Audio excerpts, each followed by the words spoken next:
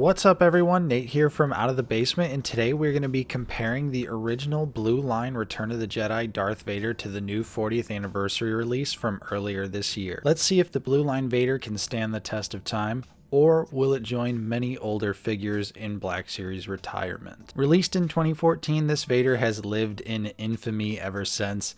As you can see, his helmet sculpt is totally out of whack and gives him these huge, sad puppy dog eyes because it is removable. So here is the head underneath, and honestly, I think it still actually looks pretty good.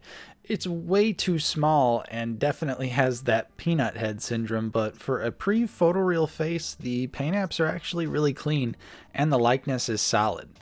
I also think the skin tone is worth mentioning as it's very accurate here, but is something I think that they definitely got wrong on the new figure.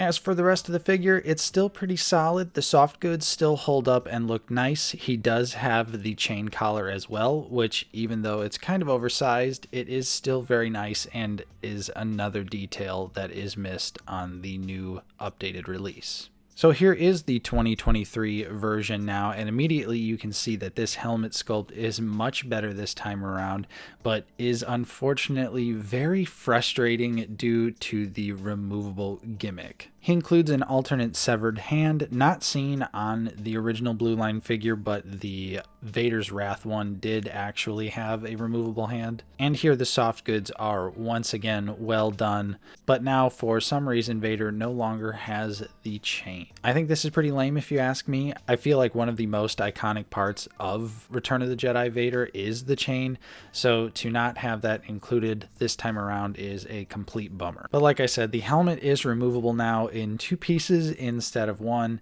and the bottom here is a separate piece that stays around the neck of the figure. The new updated head is a very nice update and looks a lot better under natural lighting. I think the harsh studio lights and how it looks on camera really aren't doing it any favors. My main issue with it though is just the total miss on the skin tone.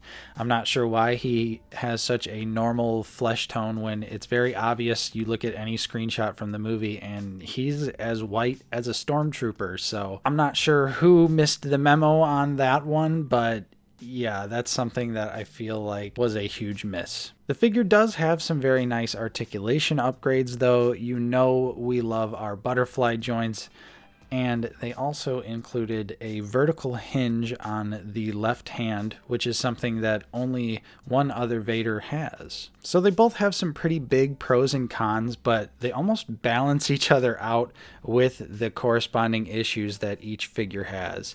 So finally, let's compare the price of these two figures, and then we will give our final thoughts on which Vader will reign supreme. According to Action Figure 411, the Blue Line Vader has an eBay selling average of $23, and the 2023 updated figure is currently still in production and can be found for its original retail price, which is $25. In conclusion, both figures have several pros and cons, but ultimately I do think the new 2023 update takes the cake this time around.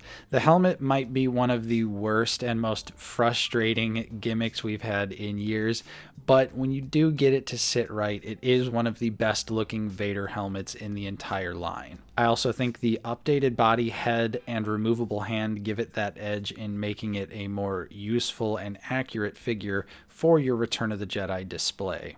And so there you have it. I hope you enjoyed my comparison here between the two Return of the Jedi Darth Vader Black Series figures.